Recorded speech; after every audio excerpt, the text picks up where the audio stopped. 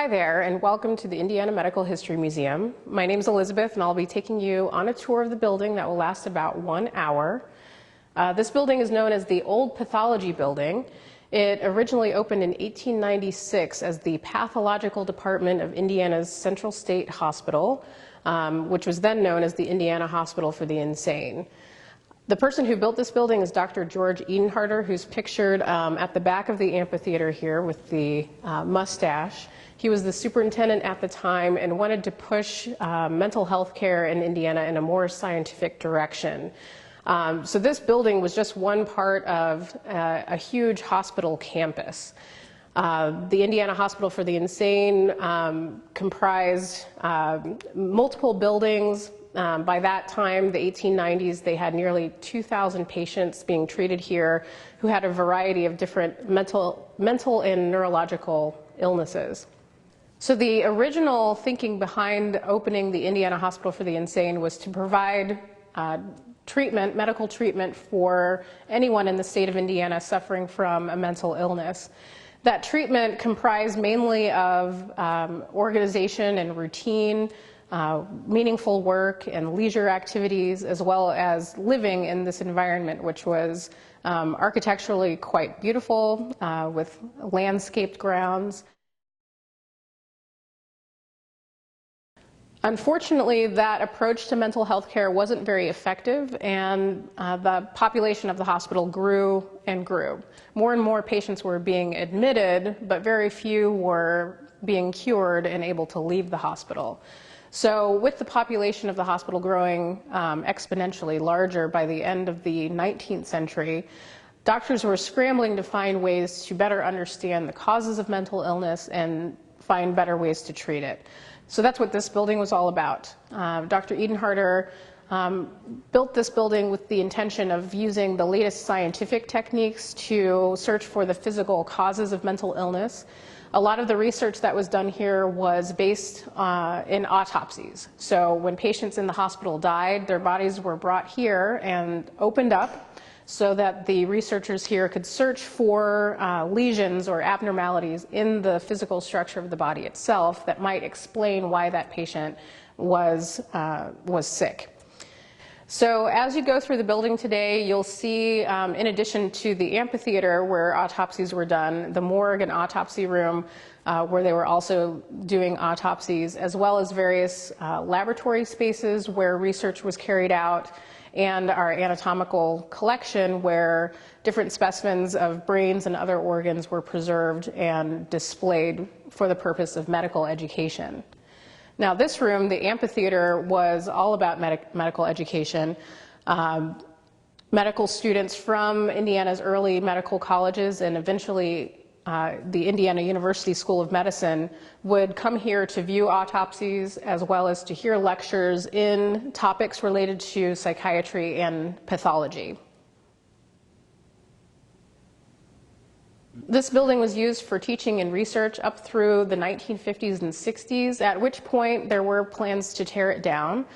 But there was a movement of people to preserve the building. It was placed on the National Register of Historic Places and transformed into a museum in the year 1969. And at that point, pretty much everything in the building was frozen in place. The furniture, scientific equipment, specimens, and so forth that you'll see throughout the building today are original, with some exceptions. As a museum, since 1969, we have collected several other artifacts related to medical history more generally, some of which are on display as well. For that reason, we ask that you don't handle any of the artifacts as you go through the building to help us preserve our collections for another 100+ years. Before we leave the amphitheater today, I'll point out a couple different features of the room. One is the no smoking sign that you'll notice over the anatomical museum door. Dr. Edenharter placed that sign here when the building opened in 1896, and not because he was concerned about anyone's health, but smoking was forbidden in the building because it was a fire hazard. This building was equipped with all the latest scientific gadgets and was extremely state-of-the-art, and so this was very precious to Dr. Edenharter and to the hospital more generally, and so they didn't allow smoking for fear of any fire hazard that might result. Now, this was known as a gravity fountain, and it's what supplied the lecturers here in the amphitheater with water so they could keep hydrated as they were teaching. Behind this wall was a reservoir that was filled with ice, and as the ice melted, it supplied this fountain. And these brass fixtures here are just cup holders where the lecturers could put their glasses.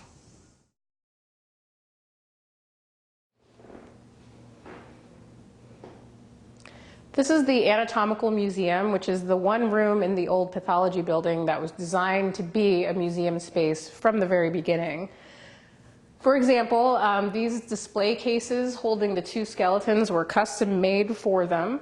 The skeletons came from a medical supply company and have been here ever since the building opened in 1896. One is male and one is female. Surprisingly, it's the one on the right that is the female, even though it's the larger of the two skeletons. These were on display for the purposes of medical education, so for medical students who were coming to the building, they were able to see these, which helped them in their medical studies and knowledge of human anatomy. In this case, we have several models of the brain, skull, and spine that were also used by the medical students as part of their anatomical studies. Perhaps the most prominent feature of this room is the collection of organs, mostly brains, but there are a few other organs scattered throughout the collection along these two walls. They're organized in different categories, including degenerative conditions like Alzheimer's disease, tumors, vascular circulatory issues, so things like hemorrhages and strokes, inflammation, which includes infections of the brain like neurosyphilis or general paralysis, trauma, which are brain injuries, and congenital defects or disorders that a person is born with. Now, all of these brains are real. All of them were taken from Central State Hospital patients during the course of the autopsies that were done in this building. And they were preserved and displayed, again, for the benefit of medical students as well as doctors as part of their continuing education so that they would have a better sense of what different brain abnormalities or pathologies looked like. So this piece was created in the 1930s by a medical student. He was working with a cadaver as part of his medical studies and decided to remove the nerves from one of the arms and display them in this way so you can see the structure of the nervous system. So you have the one arm represented like this with the nerves of the spinal cord here and the nerves stretching down to the fingers, which are labeled on the right hand side here. So the nerves were very carefully removed and laid on a piece of wood and then lacquered over, and each label is typed out very carefully and placed on the display. Throughout the building, you'll find in many of the laboratory spaces and in this room, this kind of circular table formations, which would be very useful for any kind of collaborative work, gathering students around for demonstrations, and like a kitchen island, it's just a very accessible workspace. Now here, the work that was being done was creating these specimen jars, preserving these organs that are on display. In the center, we have the radiator, which was used to heat the room. Although it has this flat top, the marble top, there's no evidence that it was used for any kind of display. However, with the radiator being in the center of the room, it is open to the second floor, so this radiator could be used to heat both the first and second floors of the room. And above it is one of the many skylights in the building, allowing light into the center of the building.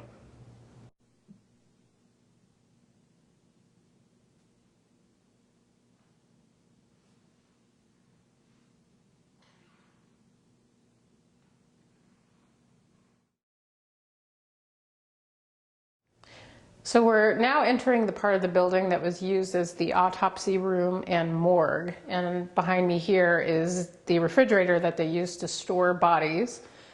There are 2 compartments here for 2 bodies, and the top opening allows you to access the mechanism inside if you need to make repairs. So these are metal slabs that would slide out that you could place the body in and slide it back in. Before they had this refrigerator, though, they did keep bodies in the building next to us here, the brick building outside, which was known as the dead house or ice house because bodies were kept on blocks of ice. Not only that, but they were also kept in special cages called wire corpse protectors. Because there was a problem in the 1890s with body snatching in Indiana. So this is when dead bodies would come up missing, and the culprits were usually medical schools or medical students who needed cadavers for their research. It wasn't until 1903 that Indiana started to pass legislation which would allow people to donate their bodies to science, which is now how medical students get access to cadavers. So in the center of the room we have the autopsy table, which is similar to the one that was in the amphitheater. Above the table here we have a hose that leads from the ceiling so they could rinse off the body and clean off this area here. The holes in the table allowed any fluids to go into the drain underneath, and which led into the sewer, of course. And then over here are some of the surgical instruments that would have been used to perform the autopsies. Inside this case, we have several instruments, including saws and other implements that would have been used to open up and examine the different bodily organs, including the rachiotome in the back, which was the double-bladed instrument that was used for removing the spinal cord. Now, being a mental hospital, the doctors here were especially interested in the nervous system and the brain. The brain would be removed along with other organs and weighed in the scale as part of the research that they were doing, trying to understand the physical causes of mental illness. They kept detailed records of everything that they were finding. And the way that they did that was, as the autopsy was going on, one of the doctors would speak into this tube, dictating all of the information that they were finding during the autopsy, all the details about the various organs and so forth.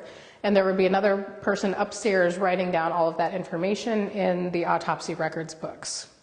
So on this back wall is a photograph of the rooms that are on the other side, or were once on the other side of this wall, which was the viewing room and funeral parlor for the building. Those rooms are no longer part of the tour because they've been converted into our break room and utility room. But when the building was functioning, one thing that they found is that if they offered patients' families a free funeral service, the families would be more likely to then give permission to use their loved ones' bodies for the research that was happening here.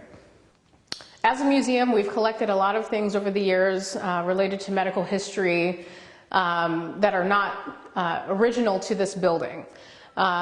This room has more space in it than many of the others, and so we've chosen to display several items related to medical history, like these medical exam tables.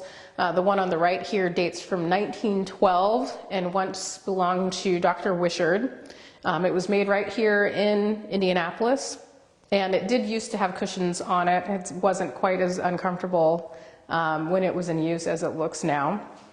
We also have several wheelchairs from throughout time here in the room.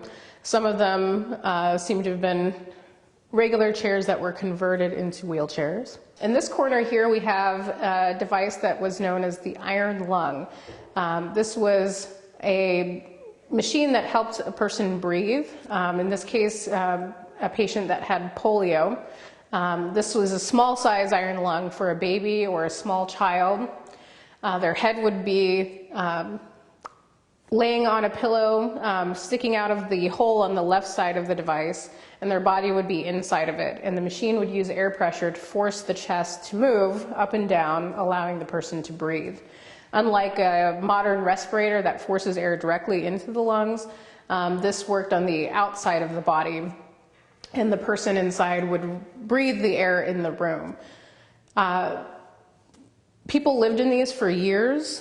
These machines kept people alive, sometimes for decades. The record for living in an iron lung was over 62 years. This is the reception room, which was used to hold small meetings and greet visitors to the building. If you were a visitor in the year, say, 1900, Dr. George Edenharter would have probably led you on a tour through the building, beginning right here in this room. Dr. Edenharter was a passionate advocate of using the latest scientific techniques to investigate mental illness, and so this building was his baby, his dream. In the picture here, you can see what the room looked like originally in the year 1896 when the building first opened. You'll notice some of the features have remained the same, such as the table and chairs in the photograph. Those are still here. The fireplace behind has been beautifully preserved, but they have made some changes to the building, such as the lighting fixture that you see there was updated around 1930, as well as the floor, which was changed at that same time, and the stenciling at the top of the wall was painted over. Next to the fireplace and on the mantle are several class portraits from early medical schools here in Indiana. These portraits reveal the presence of women in the medical schools beginning in the late 19th century. This is a picture of Dr. Walter Broich, who was the chief pathologist here at this building from the 1920s until his retirement in the 1960s. He was originally from Germany and served in the First World War. After suffering a spinal injury and being treated for that in France, he recovered and eventually went to medical school and was recruited to come here to work in the pathological department. One of his major contributions to research here and treatment was the introduction of the malarial treatment for neurosyphilis here at Central State Hospital. This is a portrait of Sarah Bolton, who was known as Indiana's pioneer poet in the 19th century. She and her husband Nathaniel once lived on this very property in the early 1840s, back when it was known as the Mount Jackson Farm. And it was they who sold the land to the state of Indiana to build the Indiana Hospital for the Insane. It was after the sale of the property that Sarah began to really focus on her poetry. She became very well known in Indiana for her work as a poet, and she was also an advocate for women's rights. James Whitcomb Riley named her as being his favorite poet.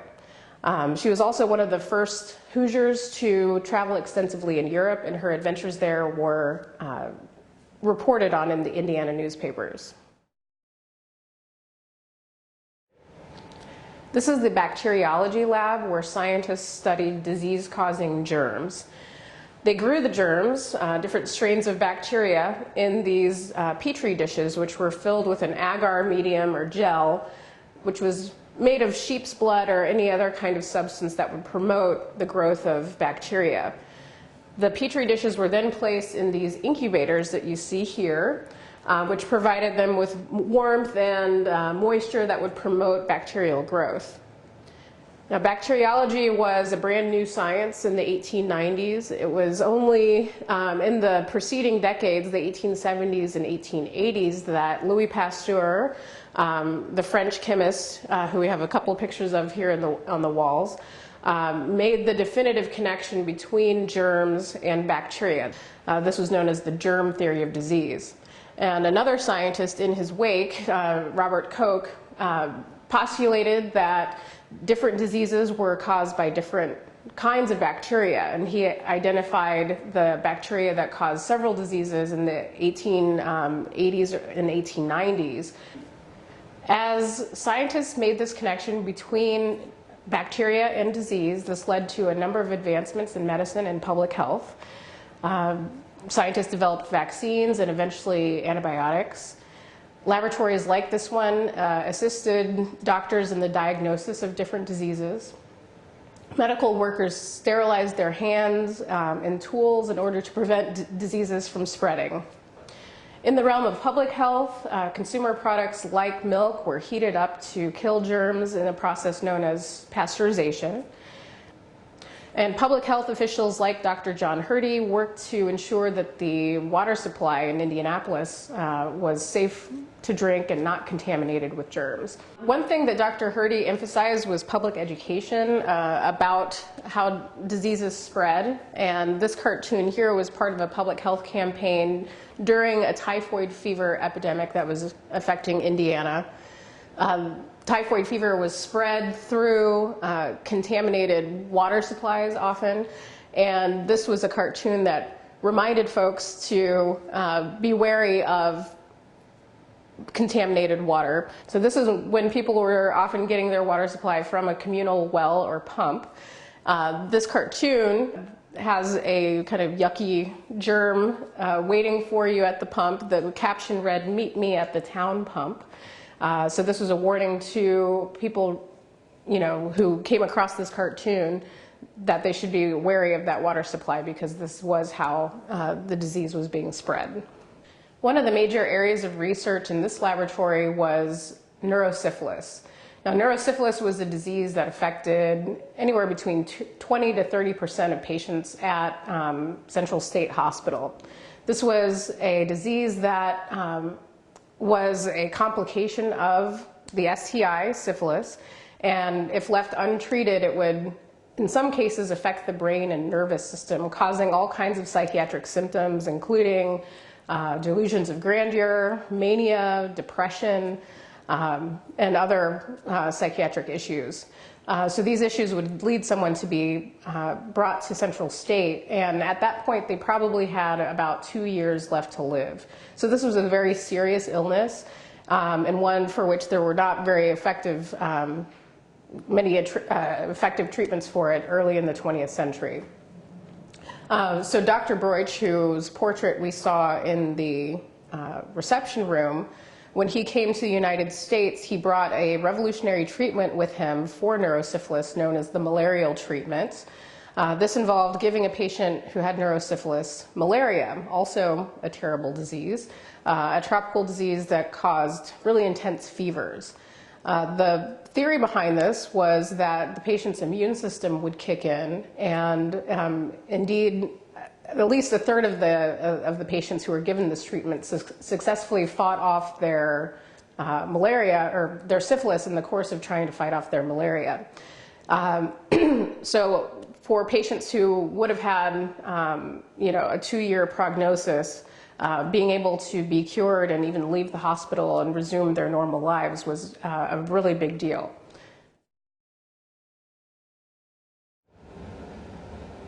This is the chemical storage room, which is pretty self-explanatory.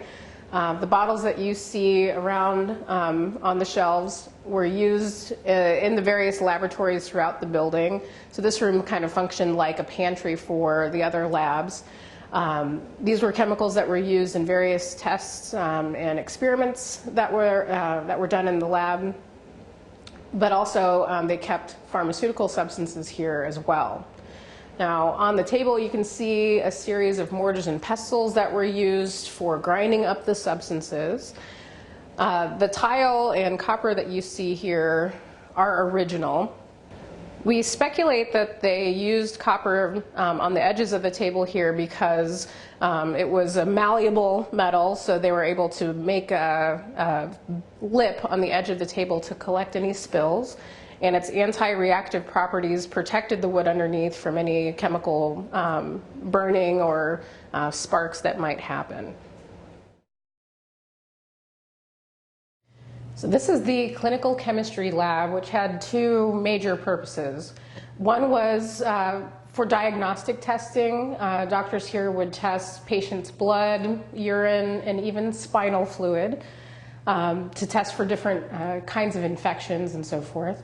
They also did general research here, so doctors were trying to understand the chemical signposts of different diseases, and so they would take samples of, say, spinal fluid from multiple patients with the same diagnosis and study that. One of the tests that they did here, a diagnostic test, was known as the colloidal gold test. This was a chemical reaction between gold and spinal fluid, and at the conclusion of the test, they would end up with a series of colored tubes, which would indicate whether or not there was an infection of the nervous system. One of the major things that they were looking for when doing this test as a patient was being admitted to the hospital was neurosyphilis, which was a major problem at Central State Hospital. Somewhere between 20 to 30% of patients had this. Just as they do today in laboratories, before they would test, say, blood or urine, they would need to run the sample through a centrifuge. Now, in the 1890s, this was done by hand, and I'll demonstrate here. So the samples would be placed in here, and centrifugal force would help the samples to separate into their component parts. And so when they were finished, and this would take anywhere between 15 to 45 minutes depending, they would end up with a series of layers, which then allowed them to do some testing on whatever the sample was. So in this corner up top behind me is the still. Now this was used for making distilled water that they needed for the various tests and experiments they were doing here in the lab.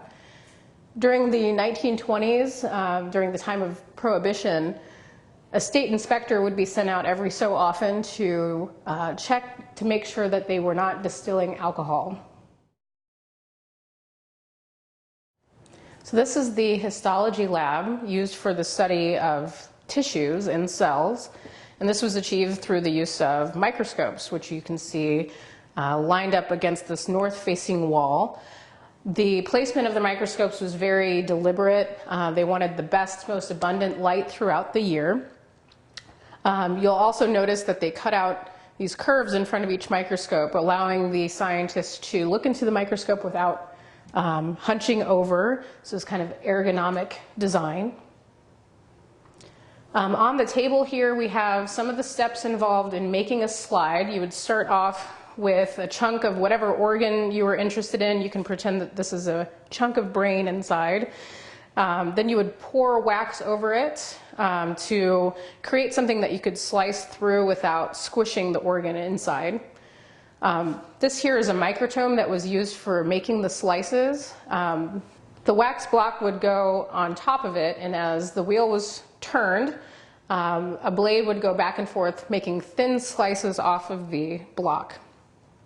Now, once they had a slice that they liked and wanted to examine further, they would place it on the slide and dip it into a staining solution using one of these jars like this. And so they could stain several slides at once using this device. On the table, we have some of the finished slides that were created here, such as these. And there are many more examples of drawers like this full of slides in the cabinet. Behind me, we have these cabinets that are covered with the blue glass, and inside of them are several of the histological stains that they used.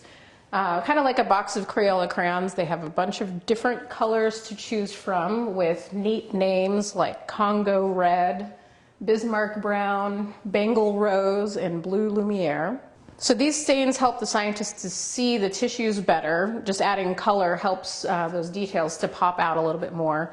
But also these stains had different chemical properties. So some of them would stick to particular bacteria, and some would have specific reactions with different kinds of tissue. So during the 1890s, when this building first opened, there was a lot of trial and error experimentation, figuring out just what these different stains would reveal. So this is the library. Here they kept their books, medical journals, and so forth, so they could keep up with all the latest scientific advancements in medicine. Here you have a photograph of this room as it appeared around the year 1900. And in the picture you can see a group of doctors here having a meeting or studying together. On the right is Dr. Sarah Stockton, who was the first female physician to work at Central State, or as it was then called, the Indiana Hospital for the Insane. She began working here in the 1880s. Now, in the picture, you'll notice a lot of the features of the room that have changed, like the lighting fixtures and the floor, which were updated around 1930 or so. On this table here, we actually have a piece of the original floor.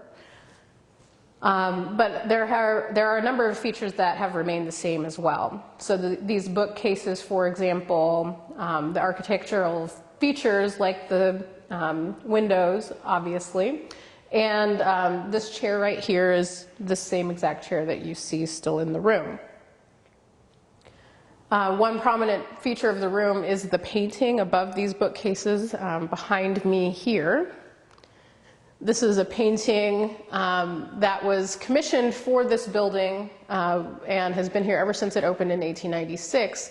It's actually a copy of a painting where the original is in Paris, France. And what it depicts is a scene from the 1790s, the time of the French Revolution, a time when there were a lot of changes being made in French society.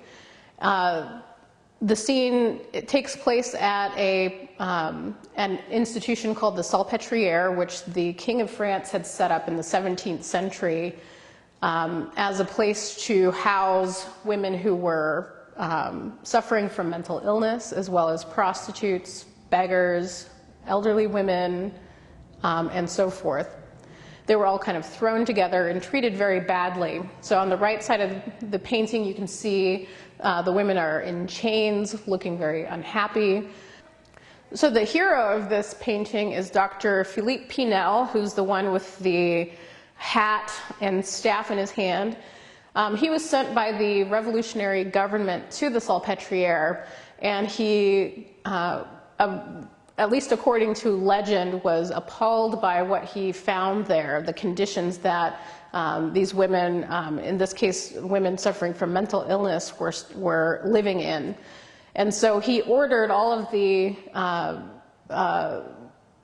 women to be released from their chains. So the title of this painting is Pinel Liberates the Insane from Their Chains.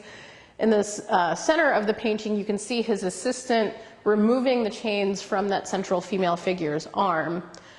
There's a woman kissing Dr. Pinel's hand, presumably thanking him for just freeing her. And so Dr. Pinel is considered today to be the founding father of modern mental health care. And his legacy was to emphasize the humane treatment of people with mental illness. He really remade this institution from something that was a lot like a prison into more of a modern hospital where people with mental illness received medical treatment and were not or were no longer treated like criminals that needed to be chained up.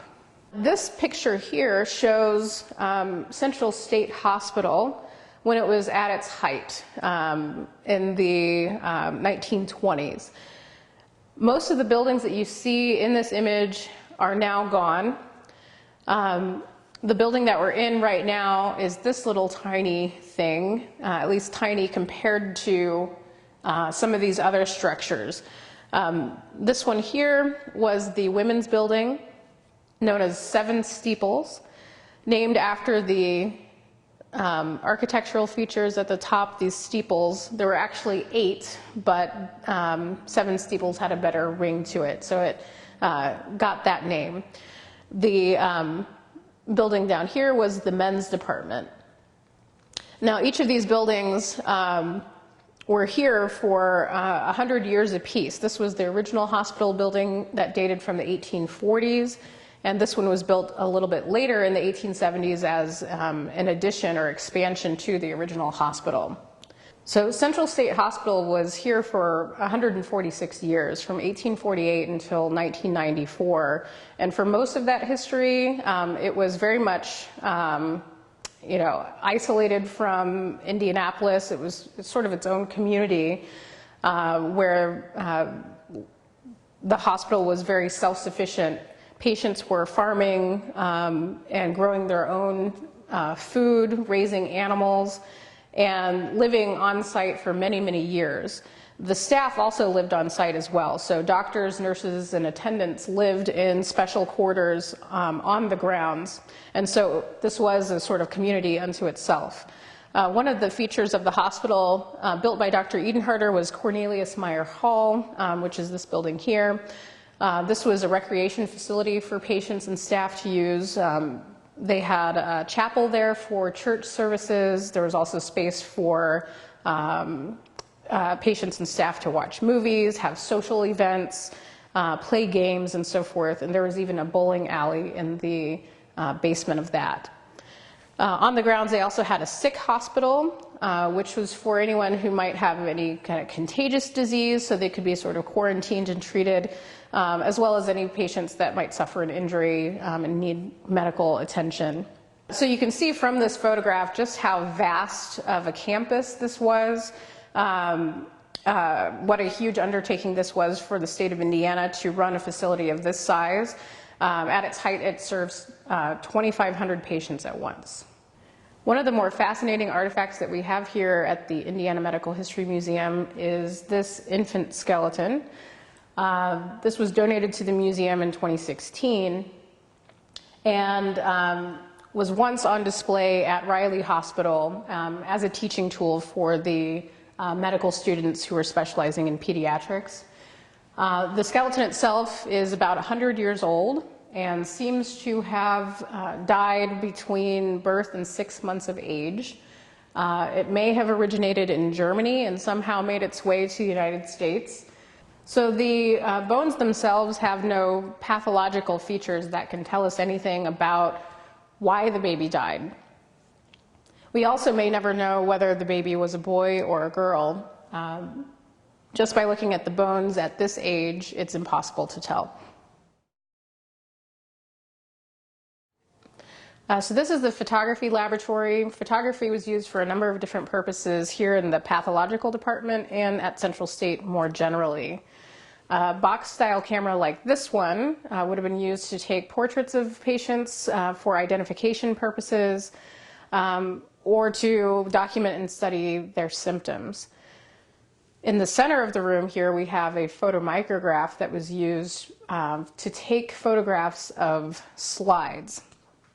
If you imagine you're working in the histology lab and you make a discovery using one of the microscopes, and you want to share that discovery with other scientists, this machine would come in handy. You would begin by turning on a light bulb back here, which would shine a light through a lens here that would diffuse the light and send it through the slide itself, which would be here. So this end of the camera is kind of like a microscope where you're lighting the slide and then taking a picture of it with this part of the photomicrograph, which is more like the camera. So as you're shining a light through that slide, it would hit a glass plate, which was chemically treated, and this functioned as the negative. Once you had the image exposed, you could take this entire box off of the back and take that into the dark room, where you would further process the image using chemicals like these. And once you had the negative developed, you could use that to create a print using photographic paper like this. Or if you wanted to create slides that you could use for a presentation at a conference or for students, you could use a projector like one of these here.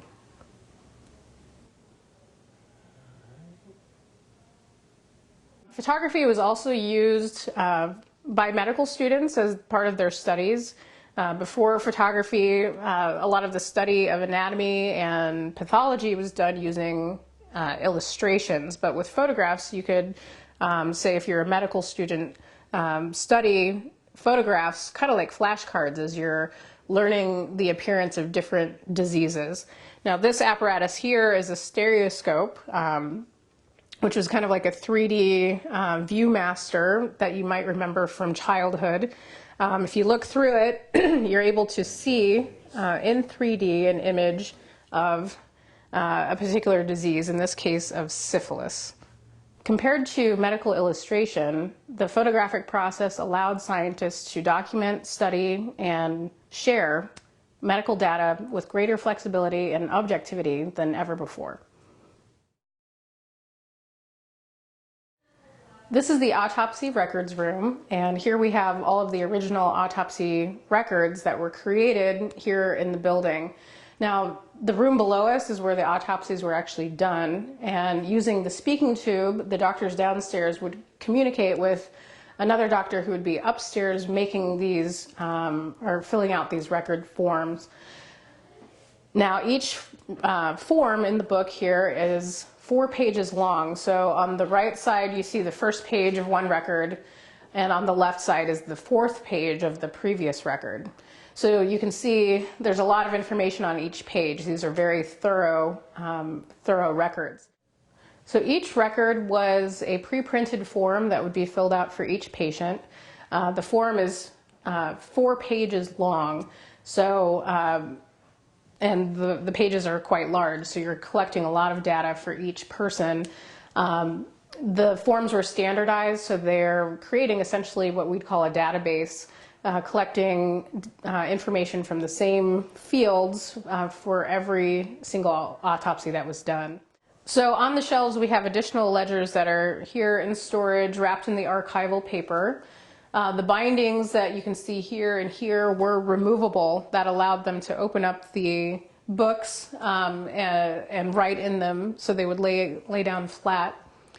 There are copies of these on microfiche at the state archives, and today researchers still use these records to study family history, the history of psychiatry, as well as medical research is done using these documents.